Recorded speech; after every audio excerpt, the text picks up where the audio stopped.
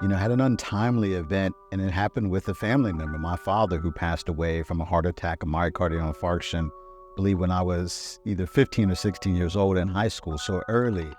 And really after that, I began to focus and hone on that thinking about cardiovascular medicine and really how racial and ethnic minoritized populations who suffer a disproportionate burden of cardiovascular disease need to be treated from physicians who look like them.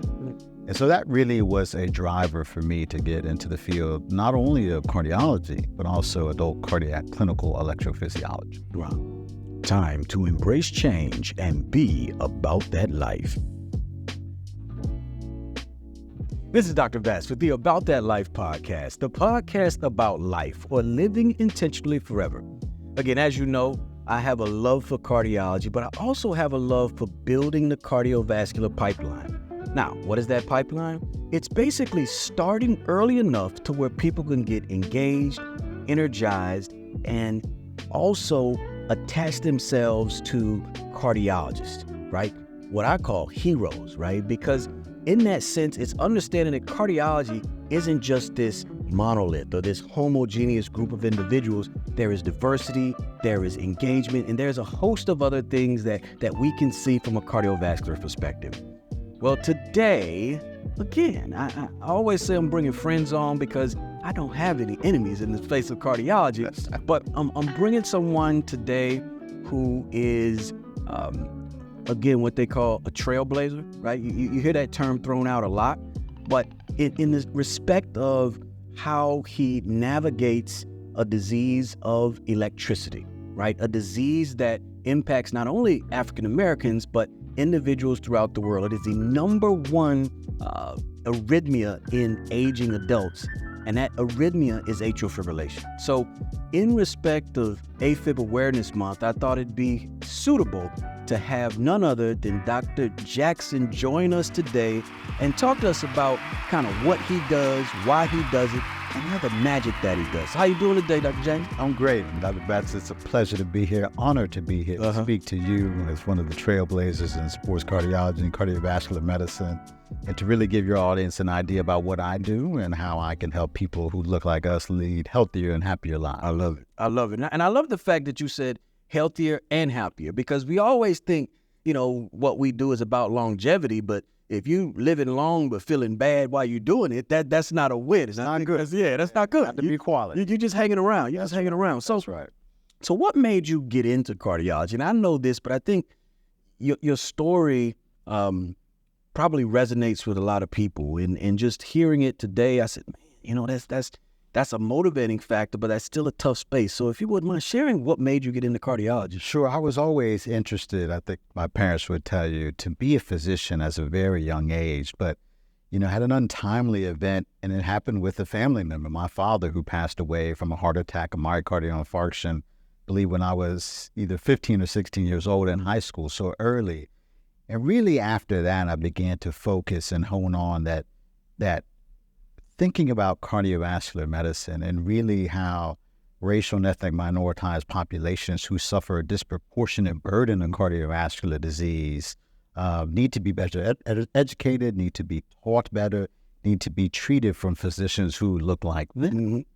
And so that really was a driver for me to get into the field, not only of cardiology, but also adult cardiac clinical electrophysiology. Wow. So, all right. So I knew you were going to hop there. Because I can't talk to him about just good old cardio. He gonna throw in EP, electrophysiology. So electrophysiology. So remember I told you that the heart can only go wrong in three ways, right? So it can have an electrical problem, it can have a structural problem, or there can be a problem with the pipes or the arteries, right? So he is an electrician, right? He fixes the heart. So tell people more eloquently about some of the things that an electrophysiologist does. Yeah, so an electrophysiology, as you said, is the study of the heart's electrical system. And everybody should know that the heart generates its own heartbeat, and that is a function of that electrical system in the heart. Now, an electrophysiologist, specifically a clinical electrophysiologist, deals with abnormal heart rhythms, whether they be too fast and causing symptoms that interfere with quality of life or make people sick or even die, or even heart rhythms that are too slow and can make people have poor quality of life and give them symptoms and increase their morbidity and mortality. So some of the work we do centers around pacemaker implantation for those people who have slow heart rates. We do implantable cardioverter defibrillator for those who need to be protected from dying suddenly from a very fast heart rhythm from the bottom chambers of the heart. And then we do any manner of ablations, which are aimed at treating either with cold energy, with electroporation, or heat energy, treating abnormal heart rhythms to help cure them or significantly decrease the burden of symptoms. See, I knew you were going to give a much better answer than me. He talked about cold energy, heat energy. And the thing is, I love going to it's actually relaxing for me. I like to jump around a lot. Sometimes when I want to slow down, I go in the lab. And I'll tell you, for me, it looks like they're looking at these little lines and they got these colorful pictures and they're mapping out the heart and they're saying, give me this many, HV interval. And it's an art form of sorts. And watching you all work, it's just beautiful, right? And so now when we think about it, electrical issues are, bigger than most folks say. Because when we talk about the heart, we talk about heart attack, right? That's big. We talk about heart attack, great, we get it. Cardiovascular disease is the number one killer. But when we talk about sudden death, typically it's due to an electrical malfunction. That's right. Right? And so I often differentiate for my patients, hey, a heart attack is X. It's a blockage or a slowing of blood flow, not getting, but sudden death or sudden cardiac arrest is typically due to an electrical malfunction. That's right. Talk about that for... Yeah, so they all can be interconnected. Unfortunately, when you have a heart attack or you have heart failure, any process that causes the heart to scar, now you have created a milieu, an electrical milieu, where you can not only generate, but propagate abnormal heart rhythms. And those rhythms, most of the time, are very fast. And if those fast abnormal heart rhythms are in the bottom chambers of the heart, the main pumping chambers, you can have a situation where that chamber, that muscle, that provides a critical function, whether pumping blood to the lungs or pumping blood to the rest of the body, can fail. And with that, a patient can get very sick or pass away.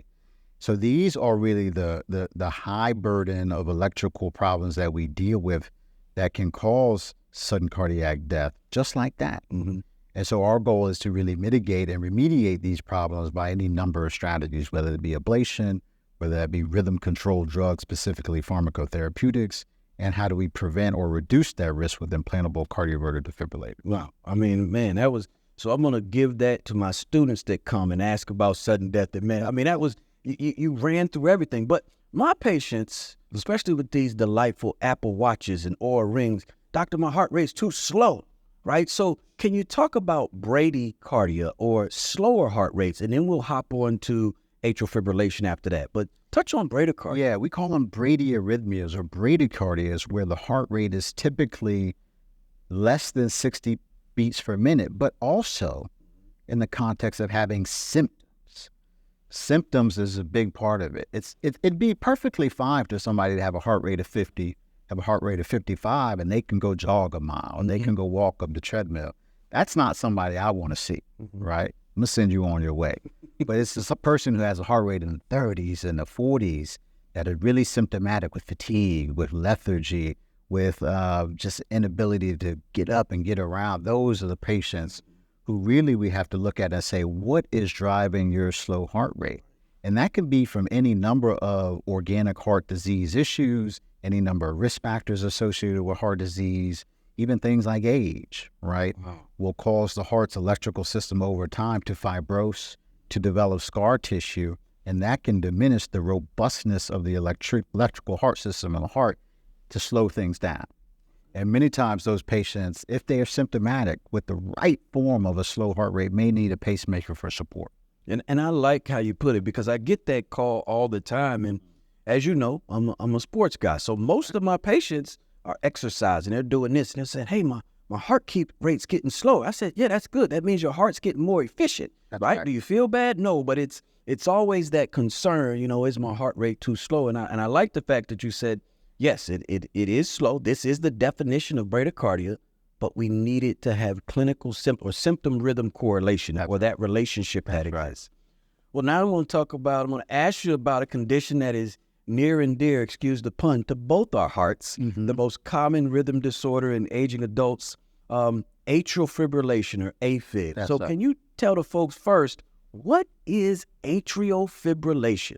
You articulated it well. And, I would tell our patients with Afib, they're not alone because it is the most common abnormal heart rhythm in the world. And the interesting thing is, we see this in Western societies, whether it be North America, Western Europe. We have the highest rates of atrial fibrillation compared to other developing countries. Atrial fibrillation is a heart rhythm disorder that is characterized by a rhythm that is irregularly irregular. It is irregular all the time. There is no synchronized, coordinated contraction of the heart. It is irregular. And with that can come substantial issues leading to heart failure, leading to an increased risk of stroke, leading to cognitive decline, probably due to strokes, leading to death, premature death. Good. So we know that Afib is a serious contender, not only for our time, resources, but our attention, our dedication, and our passion for educating our patients about Afib. No, and I think the push to educate our patients and to let them know, like, Afib isn't one of those things people say, oh, I just got Afib. No, your heart's been having that atrial fibrosis that's occurring. Right. And now we're really starting on the imaging side to really investigate that and look at that. But for the patients, can you tell them what some of the symptoms and risk factors are for atrial fibrillation? This is an important question because, unfortunately, some patients with Afib may not have any symptoms. That's scary. The other opposite end of the spectrum is people may have such fast heart rates with Afib, they may pass out. They may have shortness of breath. They may have chest pain or chest fluttering. So it really can run the gamut. And unfortunately, some person's first presentation that they even know anything about Afib is that they've had a stroke. They've had a cerebral event. Many of the risk factors for Afib are some of the same risk factors we see for other cardiovascular diseases, diabetes, hypertension, a sedentary lifestyle, being overweight, smoking, things like chronic kidney disease and things of this nature. So many of these risk factors, while they can cause broadly cardiovascular disease, they can really lead to atrial fibrillation. In addition, age is one. Wow, my goodness. And that's what I try to tell, because you can't do anything about your age, your gender, and I know we've moved away from the term modifiable risk factors, but That's right. Much of our cardiovascular disease, and you alluded to it when you said Western society, are diseases of metabolism that now have overflowed into diseases elsewhere. That's right. And those type things. Well, Doc, it's one of those things where I have patients with Afib and I have discussions, but hearing it from you, I think is going to be important. Now, what are some of the treatments for Afib? And if you could, kind of step through them, just because I want my patients to understand that the process isn't you come in, there's a magic wand I have. I used to have it hidden under my desk and just say, bang, Afib goes away, enjoy. So tell them about what that process looks like to determine which strategy they choose, and then what other things they need to worry about from a treatment standpoint. I think it's an excellent question. And typically I counsel my patients on 3 different buckets of treatment. Okay. One of the first bucket, how do we reduce your risk of having a stroke? Number one. The second bucket, how do we keep your heart rate controlled in a manner that is physiologic or normal heart rate to propagate good heart flow? Okay. The third bucket is how do we actually attack this abnormal heart rhythm, atrial fibrillation? If we go to the first bucket, how do we prevent stroke? We have any number of oral, so medicines we take by mouth, some of these blood thinners you've heard about on TV called Eliquis and things like this, that reduce your risk of having a stroke by about 66%. Okay? 66%. 2/3, about 66%. So it's important for your audience to know we can't cure all stroke, but we can do pretty good. Now, there are some patients who are ineligible due to high bleeding risk for oral blood thinners. Then we have non-pharmacologic approaches like left atrial appendage occlusion, such as Watchman or Amulet. So that's how we reduce the risk of stroke. The second bucket is about controlling the heart rate. And typically we do this with oral medications such as beta blockers, such as calcium channel blockers. And your doctor, whether it be your general cardiologist or your electrocard doctor, will pick a drug that can control your heart rate based on your other disease risk factors and clinical picture. The third bucket, the most important bucket, how do we attack that? How do we attack AFib? We do that with a couple ways. We have antiarrhythmic drugs, once again, pharmacotherapies that are taken by mouth that work on individual proteins in the heart muscle to either terminate AFib or prevent AFib from even starting. Now, our newer modalities, the most invasive, but maybe the most efficacious or successful, is ablation. So using heart catheter-based techniques to actually attack the triggers that start AFib, specifically in the pulmonary vein. Goodness. I mean, you literally summarized 6 chapters of AFib management in a guideline statement that's about 135 pages. And I love how you did it. You walked us and say, first, we got to keep you from having a stroke, because if you have a stroke, it may change some of our decisions moving forward. Second, let's decide first how to get those symptoms down. Let's help with those symptoms. And if you aren't having any, we don't want you to have any. So we take those steps. And then finally, how do we get this rhythm back in line? How do we get you back on track? You know, I know today I did my little example of what AFib is and what it isn't. Right. But for many of our patients, they live that all the time. And at that point, it was, engaging outside of that space and reaching out and finding individuals such as yourself to really help that patient find their normal again, find their center. So all said, if you had 3 or 4 things that folks could take home, because you've given us an encyclopedia of information, epidemiology, treatment modalities, strategies, 3 or 4 things that people could take away and take to the bank, what would they be? You know what? I think this is an apropos time to tell people the number one important thing is don't get AFib in the first place. So how do we do that? If you have diabetes, let's get our A1C, let's get our blood sugar under control. If we're overweight, let's talk to our general practitioner about weight loss strategies. If we're not exercising 150 minutes per week, we've got to change our habits, change our way of thinking. If we're not controlling our blood pressure, let's get under control. It may take 2 medicines, it may take 3 medicines, but your health will benefit. If we're not decreasing our alcohol intake, what do we really do? Because at the end of the day, alcohol is just not helpful for anything. Right. That'd be my first message. Risk factor, lifestyle modification.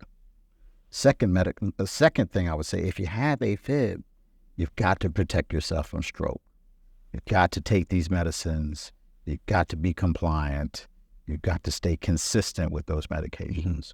The third thing I would say, for patients who do have AFib, let's engage early. Let's not wait. The longer you have AFib, harder it is to get rid of. The heart is changing every time, every minute, every second you have AFib. And those changes want to keep you in AFib. The last message I would say, which I think is equally as important, you're not alone. You're not alone. There's upwards of tens of millions of people in this world who have AFib, but you're not alone. But you can make a difference in your own trajectory by engaging with your physician, having conversations with your family, your social support structure, and thinking about therapies and strategies that are in your best interest, that are going to give you a good quality of life and help you cure your AFib. So, man, I mean, first off, though, I don't want AFib, but man, if I do, I know where I'm going. I know who I'm going to see. And I love how you laid it out, but at the base of that foundational knowledge was prevention. Right? Was stopping that process. So, now, Dr. Jackson, I know your doors may be closed to new patients, but if people wanted to maybe come to your clinic and see another doctor or even engage with you, how could they do that, or how would they go about doing it? Yeah, I think, I want to help as many people as I can in this fight. I'm a soldier in this fight against AFib. I really am. Right. So my job, if I can't treat you, I'm going to connect you with some of the best people who can, right? So I find many people who see works I publish, who see my videos, shoot me a simple email, larry.jackson@duke.edu. Happy to discuss things with you, see how we can get you better health care and management of your cardiovascular disease. And, everything was perfect, but I know you're at Duke. So I'm at Duke. No, I love it. I went to Chapel Hill, as you know, and that relationship is strong. So, Dr. Jackson, thank you for joining us today. As I said, this is Dr. Vax with the About That Life podcast, the podcast about life. And today, we learned about something that can change your life forever, atrial fibrillation. Dr. Jackson walked us through the risk factors, the symptoms, the adverse effects of not addressing it early enough. But ultimately, he closed out by saying the best way to keep yourself from having problems from AFib is not to get it in the first place or to prevent it. So that said, we want you to live with vitality. We want you to enjoy what your life is and what your next best version of you can be. AFib may slow you down, but it doesn't have to stop you.